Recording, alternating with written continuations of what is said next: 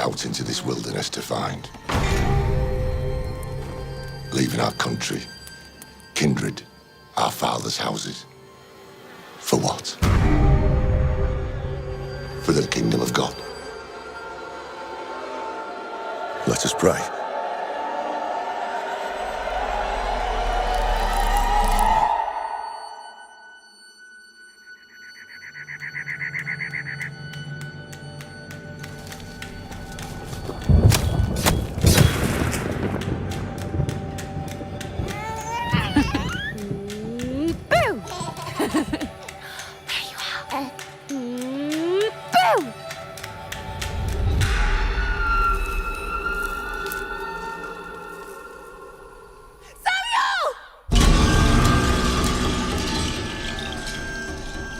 Hello and welcome to this What Do You Want to Watch Spoilercast for Robert Eggers' first feature film, The Witch.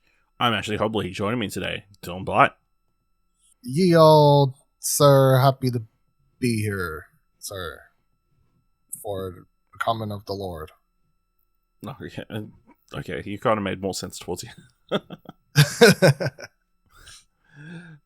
So today we're talking about The Witch, in the lead up to The Northman, his next film, which, you know, everybody's excited about, everybody's raving about, very keen to watch. But, you know, might as well look back at his first film. Let's jump into the discussion, but please be aware we'll be freely discussing anything and everything about the plot themes in any of the film, so if you haven't watched it, come back later. With that said, let's jump to our discussion of The Witch, directed by Robert Eggers, written by Robert Eggers, starring Anya Taylor-Joy, Ralph Ineson, Kate Dickie, Harvey Scrimshaw, Ellie Grainger, and Lucas Dawn.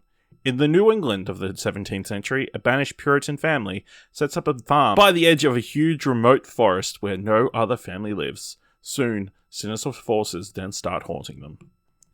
Dylan, when did you watch The Witch for the first time? I think whatever year The Lighthouse was coming out, like at the start of that year, or whatever, in anticipation of The Lighthouse. So, because everyone was like, I watched the trailer for The Lighthouse and was like, this looks... 2019, so... Probably then, yeah, to be honest.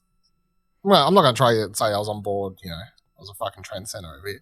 I remember The Witch came out. Everyone said it was awesome. I never got around to watching it. Then The Lighthouse was coming out, and everyone was like, yeah, it's from the guy who did The Witch. I'm like, fuck yeah, that trailer looks awesome. I should watch The Witch. And then I watched The Witch. And then The Lighthouse never came to my cinema. You know, the usual story. Whereas you obviously watched The Lighthouse and you have seen this, so. Yes. We're opposites. We're opposites, I guess. Obviously, I watched The Lighthouse. I've got a review up at explosionetwork.com. I think I gave it a 7. Like, it's a good movie. It's just not the movie for me. So underrated. Yeah, maybe underwatched. I think probably more bodily fluids than you would expect. I would have gave it a high score. I want Robert. Yeah, I'm pretty sure. If I reviewed it, I would have gave it a high score. If they're listening to this, you know, no Dylan that would have given you a high score. I would have given it a high score. And yeah, of course, not surprising. I haven't seen The Witch. It's a horror movie. Well, it wasn't marketed as a horror movie, so I wasn't interested. But, you know, there's obviously Robert Eggers. Anya Taylor-Joy has kind of blown up since. This was like her first feature. It literally is her first film. It's is actually her first film. Crazy. So, yeah. Dylan, what did you think of The Witch?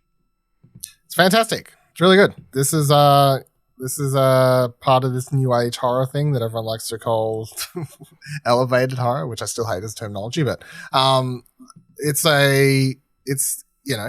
part of this, along with Ari Aster and a few other directors, you know, making horror movies that aren't relying on jump scares, I guess is the sort of boiling it down to what it actually means. But it's fantastic script. It's only like 90 minutes. Doesn't overstay its welcome.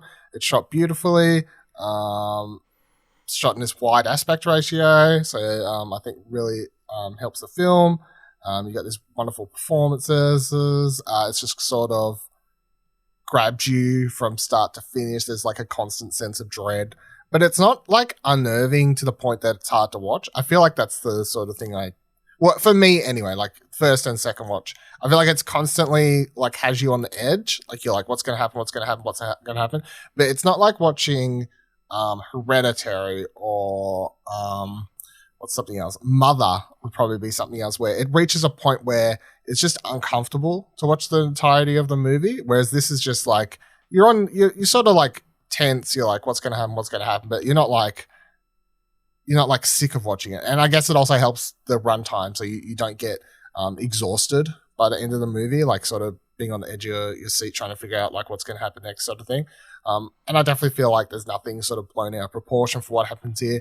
I like the way it sort of just commits to its witch folklore. It doesn't overdo everything. It doesn't go too sort of over the top with once everything starts hitting the fan by the end. It always just seems rather realistic, I guess, if you want to use that word for the like within this film's rules for witchcraft and what have you. But fantastic score too. I will say the music's like quite important piece of building the tone of the movie as well. Yeah, fantastic movie. There's a good reason that I feel like between this and The Lighthouse, people are like, fuck yeah, Northman, let's go. Yeah, I liked it as well. So, like, again, I'm not a massive fan of horror, so... but I don't think there's anything in this that is super scary. Like you said, it's more about tone and, like, feeling, and it's very tense and, like, foreboding, and you do get, like, the sense of dread constantly, especially if you're hoping that Thomas and Anya Taylor-Joy's character is going to be all right. It's kind of, like, all these things happening around her. I think it is kind of a realistic take, really, of... It's really this is a movie about a family turning on itself due to religious beliefs. Also turning on their church, which is the I guess like and like being tempted by the sins and all that kind of stuff. There's like all these, it just goes to show community is important. You can't just live by yourself in the middle of nowhere. But yeah, lots of. Like, obviously it opens with this baby getting kidnapped out of nowhere. Like, unrealistically. You never watched a trailer for this either, had you? I think I didn't think I did see it. Like, I'd seen that peak. No, I think I've seen, like, clips, like, in Best of 2015 montages and that kind of stuff. Like, the trailer was the whole, like, peekaboo, peekaboo, and then the baby was gone. Like, that was the marketing sort of, like, the main memorable part of that trailer, so. Yeah, and then obviously you see the witch, or a witch, like smothering itself in what you can only assume is the baby. Yeah. So really good. I think Anya Taylor-Joy is fantastic. There's like... I mean, it's like a performance that you kind of see more of, and like... It's interesting, like, obviously her doing the Northman as well. And having, like, kind of witchy kind of looks in some of the trailers and stuff. It's like, oh, is it somewhat connected, And that kind of stuff. Probably not, but seeing as the timelines don't add up, I don't think. But that's interesting. I think, yeah, obviously, super talented actress. It's cool to see where she started in that. I think the kids are actually quite good. Like, what's the older one? The twins suck. They just annoy me. But. What? They're scary as fuck. Caleb's... Yeah, they're scary as fuck. They're just annoying me. Caleb, whatever he's acting, is that what you mean? Harvey, yeah. He's pretty good. Okay. But yeah, I mean, the highlight of the movie probably is the scene where Caleb is hallucinating or... yeah, the exorcism, I guess. And where everybody kind of reveals everything, all their secrets and everything, so... But I thought the kids were scary as fuck. They're terrifying. Especially when they collapse and they're like breathing at the same time. Heaving. Yeah. You just found them annoying? Oh yeah. No, they're scary, but they're annoying too. They can be both. Black Phillip, do, Black Phillip. Leave the fucking goat alone. Like, Jesus Christ. How did they not figure out the goat was the problem all along? Leave the fucking goat alone. Jeez. Oh, man. This film was like the first... I swear this film, really, when you trace it back, there's like all these A24 films now that just have like goat, cow, like all these things as a title, and the poster's just an animal. Like, really, this was the start of it. It wasn't called Goat, like it was called The Witch, but the poster was just of Black Phillip. So, this is where it all began. Yeah, absolutely. Animals just fucking everybody over. Everybody in this movie gets murdered terribly. So, except Anya Taylor-Joy. She has a happy ending. Yeah, I guess. Kinda. She gets to become She's a witch. alive. She's alive. Yeah. She's free. A lot of disturbing imagery in this throughout this film. Like the mother, like, hallucinating her Caleb and the baby. And then you turn... The bird. And then in real life, it's a raven, like, peeking at the breast. Yeah. Lots of messed up stuff, so... Yeah, anything else you feel needs to be talked... I feel like I was impressed that it's so short, I think, as well. It's only like it's 80 minutes. Runtime's good. Yeah. It's like, all these people complaining about no movies. Here you go. Short. You want a short movie? Yeah. It's good, though, because imagine if this was like 2 hours. You'd be like, fuck, this movie overstays its welcome. Like, there's very little... There's very little narrative here. Yeah. It's like it gets through exactly what it needs to. I mean, there's no reason for it to... span. I do feel like, so one thing that people bring up and has been discussed, and Robert Eggers has like answered in interviews, is like, if that's what people want to believe, is like, people have said there's like a scene where you can see like that's in the background of like one shot where they're in like the rice field, you can see like this spoiled shit or whatever that's like apparently back then people would inhale and it was like hallucinogenic sort of thing. So people have all these theories that the movie's like a big hallucinogen, which was a part of like the witch shit anyway, like people just being high off their kite and then thinking they've seen shit but they've never seen it. And he gets asked about it in interviews. Yeah. He gets asked about it in interviews and he says he gives a very like, you can believe what you want to believe. Like, he doesn't say yes or no. So, but I mean, it's in the movie. Like, he's purposely placed it in the film. I personally would say that the movie's as you see it, and its place there is sort of a red herring. But yeah, I think so as well. Yeah. So you find that the notion of elevated horror annoying? I just hate the terminology. I think it's I think it annoys me because, so like, for example, you're saying like, I don't think this is horror. Like, spoilers, this is a horror movie. I think the reason that it annoys me is because like how you're trying to say this isn't horror because in your mind you have a certain idea of what a horror film is.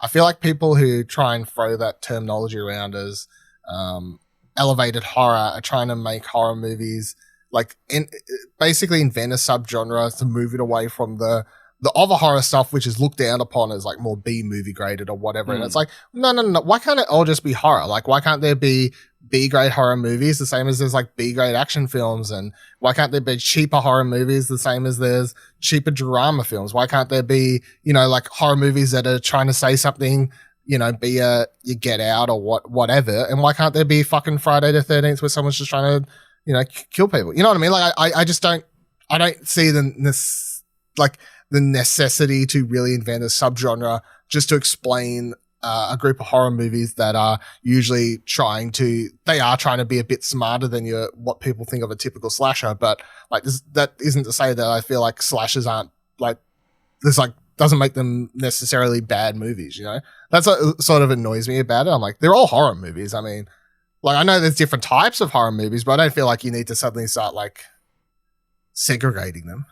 They're just horror movies. I think different types of horror movies. Different type action movies. A way to describe them. Like, just looking at the Wikipedia page, it's elevated horror is listed under art horror or art house horror. Yeah. So some recent entries would be, according to this, Babadook. The Babadook, It Follows, Mother, Get Out, Hereditary, Quiet Place, Annihilation, Mandy. I don't know about Quiet Place, but anyway. Saint Maud. Yeah, look, I don't like most of these movies, but like... But then I older, feel like they reckon older stuff like, what was it? Nosferatu, the Vampire, Twin Peaks. Yeah. Funny Game. Psycho. I don't know. It's interesting.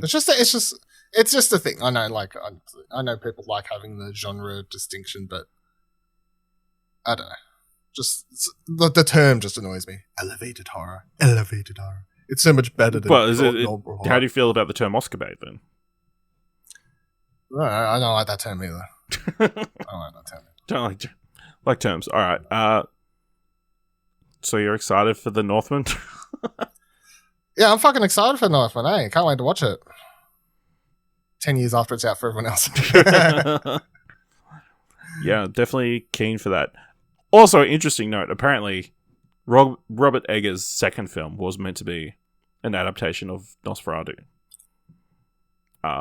But apparently he directed his high school's performance of the play and then was hired to direct a professional version of the play due to his work. There you go. So maybe down the road. But yeah. Maybe. I did a little bit of homework for the Northman recently. Mm. Not really, but I can kind of connect. I watched Lamb, right? Which Yes. is the screenwriter on that is the co-writer on The Northman. Northman. Because every other film Robert Eggers has done by himself. But he has this well, he's done two. this other dude. Yeah. But on this new one he has a co-writer whose name I can't remember, but it's like one name. Sean. I don't know if it says his real name. Sean? It's like John? Yeah. Something. It's just like one word. It's a... Yeah. He's got a longer name, but... Yeah, I think it's like... Yeah, because he's like... Which is Icelandic, and I'm not going to try and pronounce. Yeah, so I just like how in... like his professional, like Hollywood name or whatever, he's just like, nah, fuck it. What is it? Hold on, I need to find it quickly. Yeah, Sean. S-J-O-N. However you actually like say it. Sean? Yeah. Son. Maybe the J would be silent. Right? Son. But yeah, I just like how he's like, nah, fuck it. My name's way too hard. Let me just ditch it. But yeah, because he wrote Lamb, and I watched that recently, so I was like, that counts as homework, surely. Yeah. Interesting. He's had a number of collaborations with Bjork, which might be the reason she's in the movie. That Bjork's in the movie, yeah. Interesting. All right, let's know what you thought of The Witch. Also, it's interesting, like, the V's instead of the W's. Does that have any meaning? Or is it just a stylistic that's how thing? they used to write it. That's the thing. They didn't have W's back then, for some reason. I've looked this up when I watched it the first time, and I can't remember everything now. But I did Google this. I'll be happy to know prior to, like, I've already titled this audio file The Witch with double V instead of a W. So one step ahead of the joke there. Jeez. So yes, let us know what you thought of The Witch by going to explosionnetwork.com/Twitter and let us know there, or jump to our Discord at explosionnetwork.com/Discord. If you want to help us out here, if you want to help us out here, what do you want to watch? Leave us a review on Apple Podcasts or on Podchaser, or tell people about the show, or leave us 5 stars anywhere. You can leave 5 stars. And if you like this episode, thought it was worth $1, head on over to our Ko-fi page at explosionnetwork.com/support. Thank you very much for listening. Until next time, keep watching stuff, I guess. Oh God, my Lord, I now begin. Oh, help me and don't leave my sin. For I repentant now shall be. From evil I will turn to thee. None ever shall destroy my faith. For I repentant now shall be. Oh God, my Lord, I now begin. Oh, help me and don't leave my sin. For I repentant now shall be. From evil I will turn to thee. Let us leave the wood.